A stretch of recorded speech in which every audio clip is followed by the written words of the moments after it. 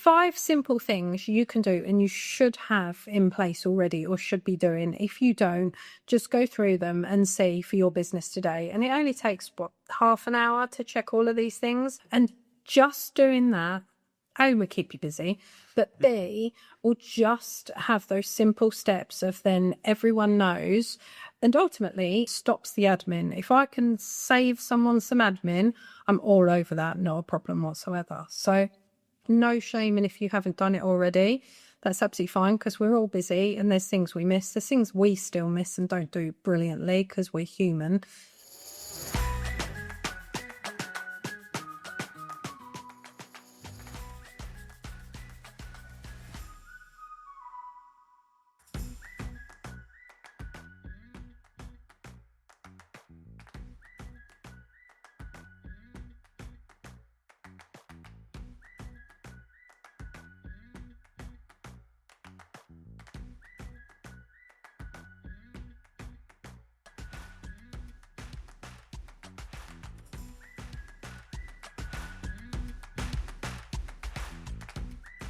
Hi and welcome to the Small Business Podcast for small businesses, where we give hints, tips, tricks and information to help your small business, which is very, very important to us. And this episode is about getting the basics right, I think is the best way to say it.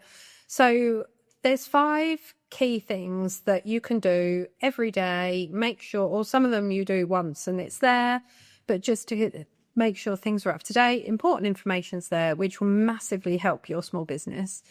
And this is born from my experience at the weekend of checking opening hours of somewhere, go in and they're closed. Or they were there, but the lights were on, but no one was home, or they weren't. I'm going with the fact that this weekend was the day the clocks went forward and they just didn't get up. Caught some people out of breath, potentially. Yeah. It is a funny thing, isn't it, with the clocks going forward? But equally, when you've gone to the effort to check if somewhere's going to be open, and then you can see it says that they should be open, frustrating when they're not. Yeah.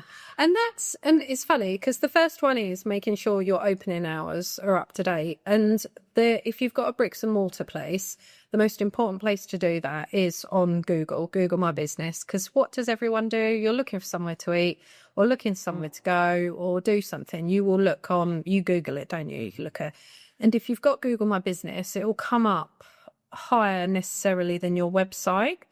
Some people, the competitors will put in your details so they come up higher than you on your website listings. So if you can update Google My Business and it comes up on Google Maps, you're on to an absolute winner. I was going to say that because Google Maps is often like another thing. If somebody's looking for, especially food, they're thinking, I'm not sure of the area, I want to go and see what's about. That's yeah. And especially if you're looking for a day out or you're visiting a shop or planning something, that's where people go for them.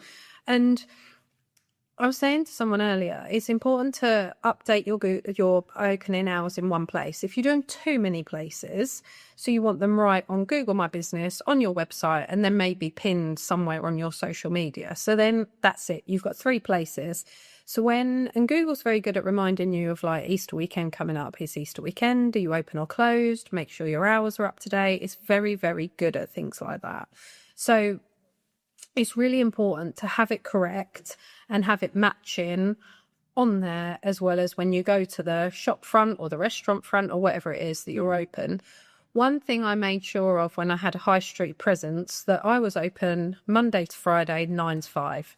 And I was always open. Because you will always get that customer. Even if I was off sick, I would get a friend to go and sit in there, read a book or watch Netflix. They could do whatever they want, but providing we were just open and they could take details. Because you know for a fact, the day you're shut, someone will be like, oh, they're closed, they're never open. And that's it, you're dead to them. Chinese whispers as well. Yeah. Like, oh, they're closed. Oh, breakout's closed. Yeah. Yeah. And then the snowball effect of somebody thinking that you're closed permanently because you won't open that one moment. Yeah, the one day. And it's a bit like changing your opening hours. If you're a seasonal business, obviously your opening hours are closed. I was talking to a cafe about this, and they're very, very seasonal because it's pretty much outdoors. So they have summer hours and winter hours. But when you're changing week on week or month on month or whatever reason it might be for, it's important. You're going to have to let people know about that and make that very clear.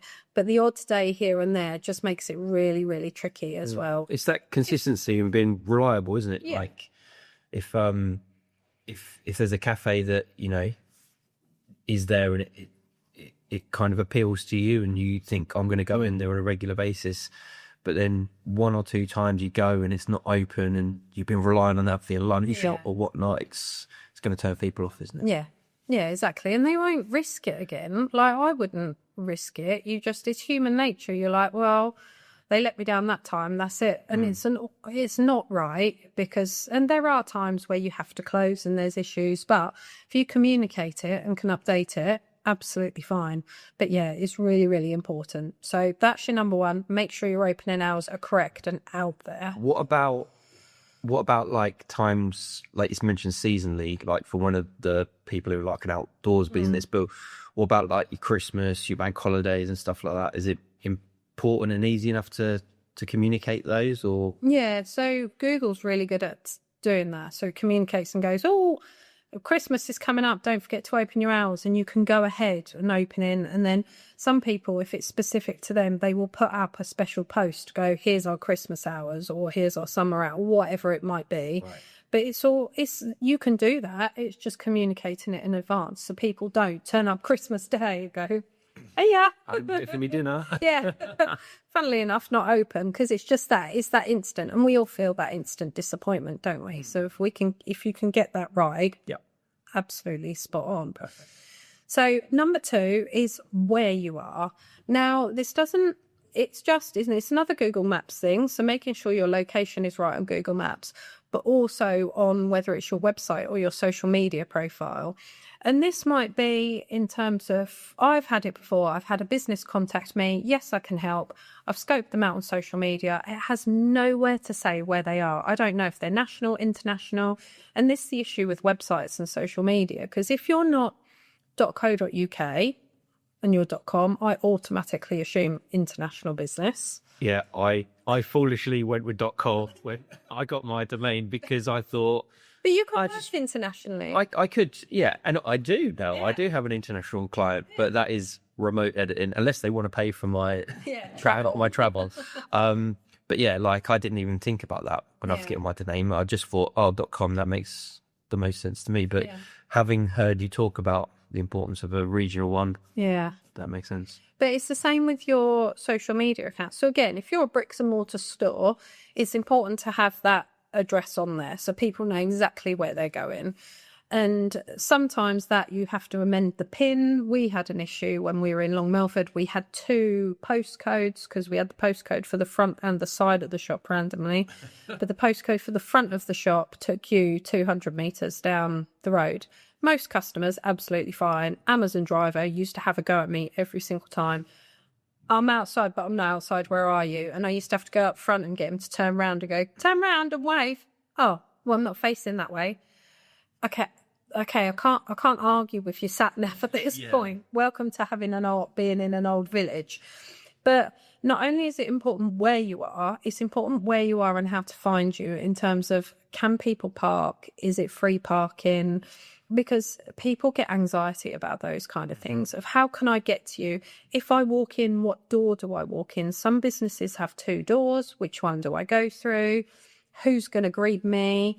And it's all of those little things to make people more comfortable so they know exactly where they're going, how they're going to find you. And we even get it here. A lot of people of like, where are you? Well, we're here. And I used to say Stour Valley Business Centre. Do you know what? That's not enough now. It's pull in, turn left here, turn right here. You'll find us. We've now got a sign up, which is a lot better.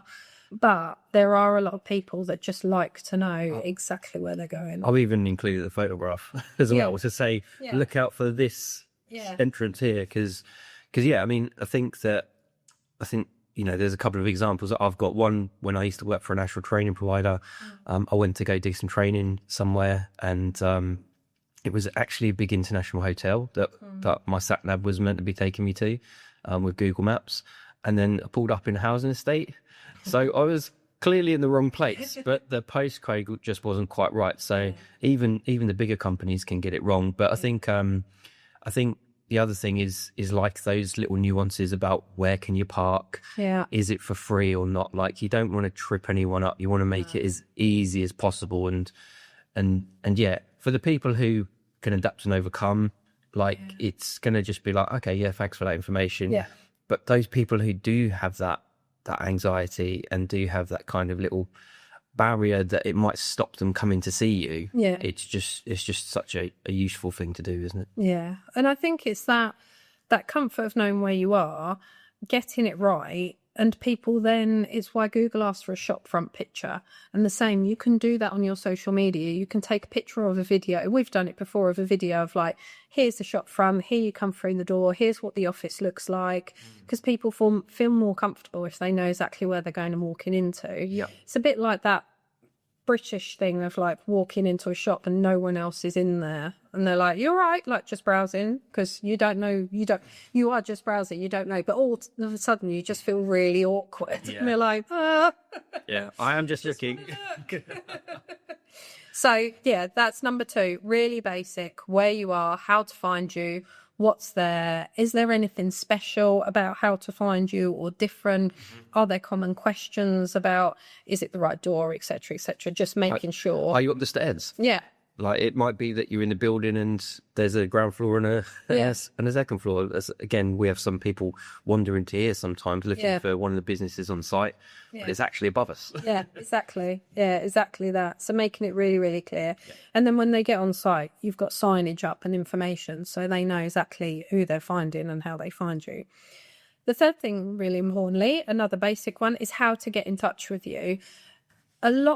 So the classic big companies, Amazon, how do you get in touch with Amazon? No one really knows. There's no phone number, there's no email address. Gone are the days you can't walk in, you just can't contact anybody. It's a spider web, isn't it? It is. We've had it with Vodafone, of trying to get in touch with them. Biggest, I can't remember what their tagline is, about being a great communications company. Can't communicate with them for love nor money. Until you send a written letter of complaint. That, funnily enough, got them moving, but there you go. Another story for another day. But how do people get in touch with you? Because it's all good in promoting your goods and services, but people want to get in touch with you. So it might be that you've got a shop in real life and they can get in touch with you by walking in the shop. But if you're promoting products and your services online, how do you want them to email you, call you, WhatsApp you, Facebook message you, Snapchat you? There's such a variety of ways of getting in touch now. I will always recommend making it important to tell how they can get in touch with you, but just choose one and promote that one. Because if you're promoting your mobile number, for example, that you don't like phone calls, don't promote your mobile number. You could promote it as a WhatsApp number. If you're happy with email, then promote email, because it quickly becomes a lot of admin checking all of those different mediums if you've got a message or not. Because unlike me, I don't like notifications on, so I have to go in and check everything. But it's really, really important, because I've had a lot of people come and they're like, I've got a website, I've got a Facebook page, I've got my store. It's like, but people aren't calling. Okay, where's your number? And it's things like your website having a clickable number or an email at the top, because everyone's on their phone. So if I can Google someone, I found, right, record and repurpose, how do I get in touch with Liam? On the top of his website, brilliant, I can click a button and send an email, or I can click a button and and call him. That's really, really important to make sure that you can get in touch with someone, and it's easily forgotten about, because you think, I'm here, I'm putting all this information out, it's really obvious, and I've done it, and people have gone, oh yeah, I couldn't find where to book this or where to do that. I'm like, oh yeah, not done a link for that. or not. It's easily done. So it's really, really important to do how to get in touch with you, but also take off the mediums of how not to get in touch with you. If you don't want people phoning or have your preferred method of contact on there. And, exactly that. And like you say, making it as easy as possible from that point. So if it's an email, having a link that it automatically generates an email for you to your email address, not just leaving your web email address on there for people to have to copy and paste and put it in. Or if it's a telephone number, have it so you click on it and automatically begins to dial, that kind of thing. Yeah, exactly that. So that's the third one. Again, so just to recap, we had opening hours, where you are, and how to get in touch with you.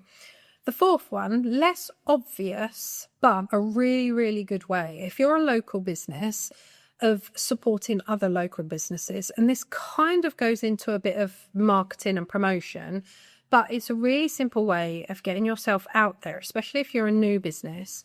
So supporting other people, but who have the same target audience as you. So it might be people that, so for example, I will put up that I've recorded this episode with Liam today, tag record and repurpose, tag the location, and then it automatically, if Liam reshares or anyone accepts, it goes out to 3 different social media accounts. And it's the same. So it doesn't have to be, I've bought from this person or I've sold from this person, whatever it might be, but just supporting local businesses. So especially if you're setting up a business, I've had it a couple of times where people, they've tagged where they've got stuff from, but it's an online company, massive company. Printing is a classic example for this. We use Named For You in Sudbury for all our printing. Naomi's absolutely amazing. I send everybody there. Lead times are fine. Everything, price is great. Her service is absolutely excellent. So every time I get something done, I'll take a picture of it and go, so it's not my product, but it's something that she might have printed a flyer or a banner for me. But I've put a picture up and tagged her to do it. She will automatically reshare it and put it on her account. But if I'd have used Moo or Vistaprint or any of the big ones, they're not going to do that. They're not going to reshare. Also, the number of times well back in the day, I did stuff and it went wrong. So you've got, again, no one to contact or answer to when it doesn't go right. So it's really, really important to, if you're supporting local and getting things done for your business, to reshare that as well and talk about it, because people will naturally share that for you and get you into that local space. I think that's kind of a mindset thing as well, isn't it? Like, yes, it might be a few pence cheaper or a few quid cheaper, but if you're a local small business, you're just getting started, if you can use other local small businesses, you kind of start to build that community and build that network of people promoting you for the sake of it. So the social post, excellent. But if you've used, for example, Named For You a few times, and then she has somebody come in and says, oh, I'm looking for somebody to do this, and she knows you because you've used them, then you're going to get that kind of reciprocity, isn't it? And I think it makes sense to, if you are a local business wanting the support of local businesses, try and use them as much as possible. Yeah, and ultimately they're your customers as well. So if you're a local shop, restaurant, cafe, whatever it might be, those local businesses could be your customers as well. And I think that's another really simple thing people seem to forget, is that actually, rather than going online for quick or cheap, it's just not worth it. They're not going to support you back. Like you said, the big word of, you just don't get that back from them. So if you can do that and keeping it in this awesome business community, everyone's supporting each other, but also not only are they, even if your business is not for them, it's them telling their friends, family, and word getting out that way, which is just absolutely amazing. And that's your kind of gold, that you can't buy that. It just kind of literally walks through your door and makes a difference. So that's our fourth thing, is supporting local, because supporting gets support back. And that's really, really important. Yeah. And then the last one, which I think is a really, really obvious thing, but it's surprising how many people don't do this in different guises, is replying to customers.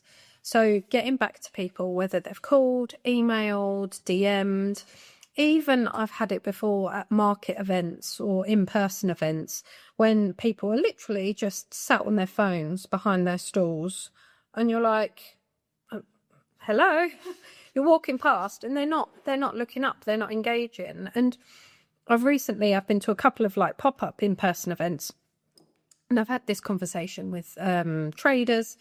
And they'll get people go, yeah, I didn't do really well at this event. But you've walked past and they're just sat on their phone. Yes, is tiring, stood up. Yes, you want to greet. And you don't want to be that person of like, hi, are you looking at my stuff and you're going to buy it? But actually, hello, how are you today? You enjoying the event? Or I had someone said they went with their sister-in-law and they were like, hi, you're right. Oh, talk to her. She makes the products or she does it. It's that customer back and forth. And it's the same, whether it's on email. You get a new customer email, I try and get back to them within 24 or 48 hours. Same if someone calls. The only problem is when people call and they don't leave messages. That's when I struggle because I'm like, I can't. Not mine, right? Yeah, I can't do that. But I will always try and get back to people because and it's always how can I help? Because if they inquire me and go, oh, I really like your podcast. How do I do podcasts? It's not well, just do them. It's like, no, you need to speak to this person and I'll send them Liam's details.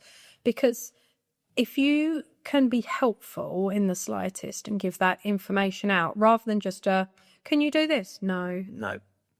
Like, how do you feel when someone says that to you of just like you've put an inquiry in and gone, oh, hi, Liam, can you tell me where you got that top from? No.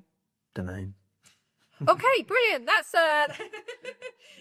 Class conversation. Yeah, dead in the water. But the fact that, especially whether they're a potential customer for you, because they will always remember you being helpful. And if someone's sending you an inquiry to whether they're asking how much, length of time, what you can do for them, I have it a lot where people are like, I really need your help, but I don't know what I need. I'm like, okay, that's absolutely fine. You tell me. In your business, what are you stuck on at the moment? Oh, I'm really stuck on such and such. Okay, we can help with this. Or actually, I know someone who can help with that. Or sometimes it's, you're not ready for this at the moment. Go and do that first. A brilliant example is if somebody's coming in and saying they need to get a website. Yeah. First of all, you have that conversation about, do you need a website? Yeah. But then you ask them about, right, have they got their brand sorted? Yeah. If they haven't got their brand sorted, right, go and get your brand sorted. We've got these contacts. Yeah. Lou as an example. Go and see Lou. She'll make it looks absolutely premium for what it is that you need. Yeah. And once you got that, go and get these other bits of information and then we can help you. Yeah. Because for somebody just to come and sit in and say, I need a website and I'll tell you generally what I need, but I haven't got any details. I've got no colours, no fonts, no logo. No, you're like, I can guarantee I'll create this something and you won't like it. Yeah, and once I've created it, it's then that sign off. Yeah. But then if you then thought, I want it to look a bit different or feel a bit different, then you're going to have to come back and get extra work. So sometimes it's kind of just having that conversation to see where that person is in that moment. Yeah. Potentially kind of saying, well, maybe this is a different route for you, not to say, I don't want to work with you. Yeah.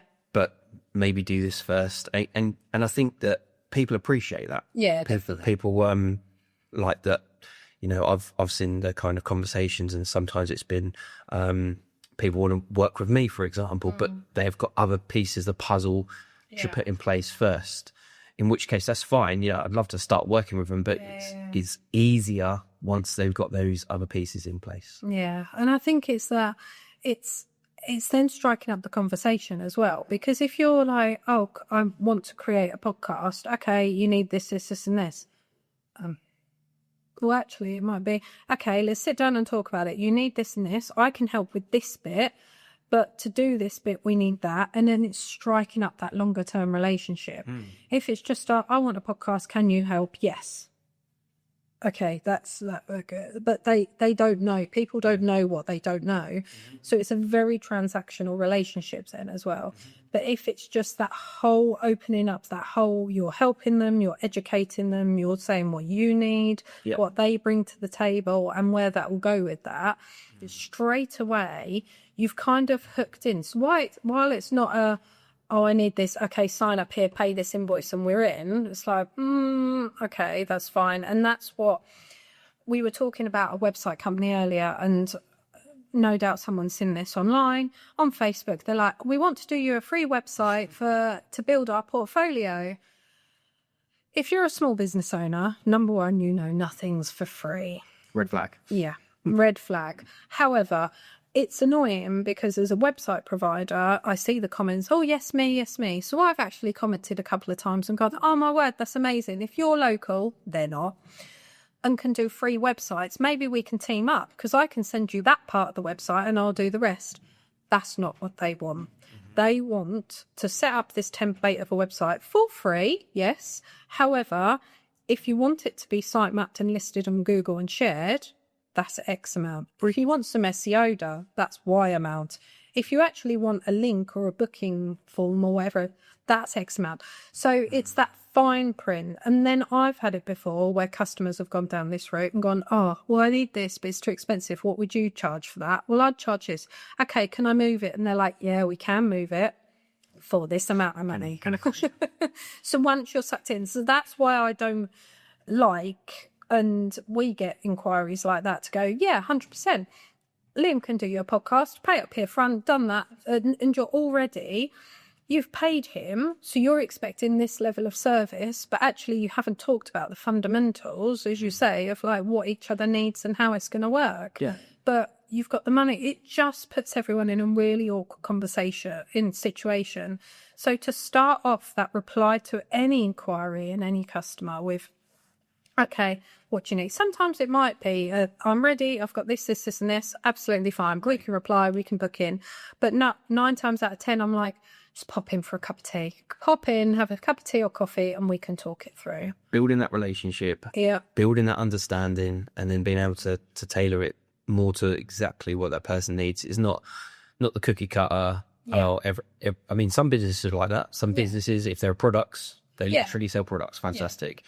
But still need to reply to their customers though, but it might be that they've got that set up, so they've got products at a bricks and mortar store.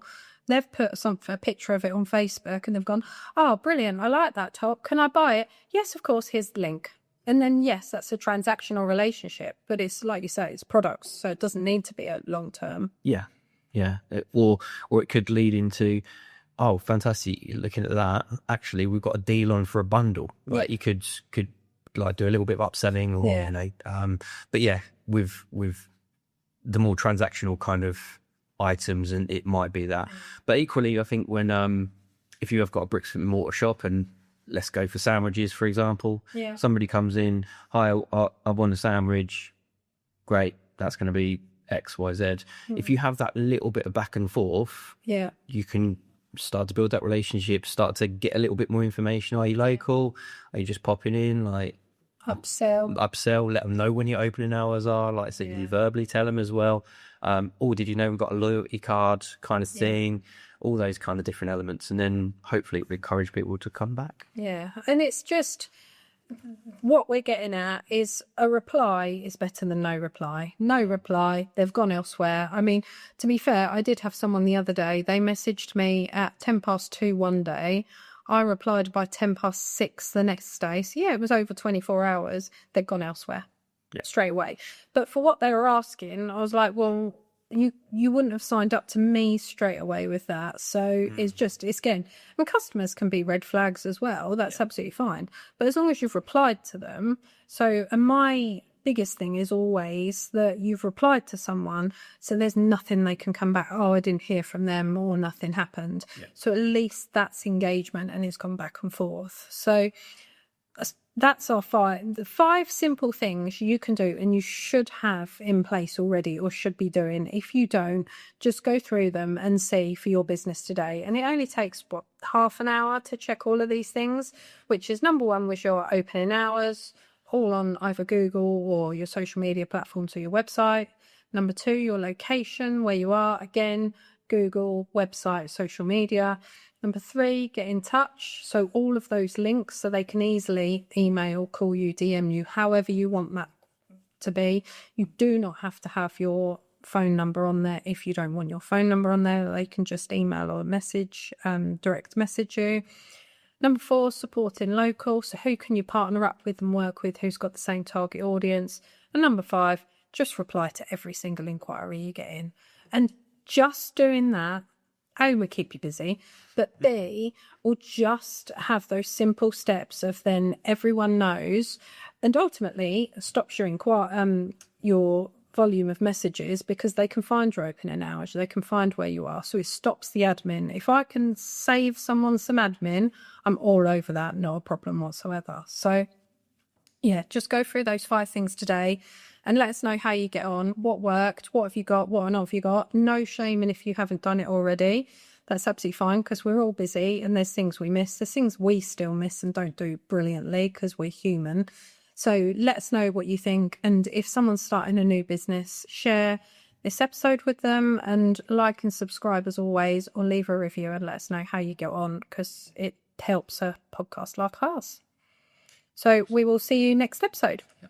Catch up.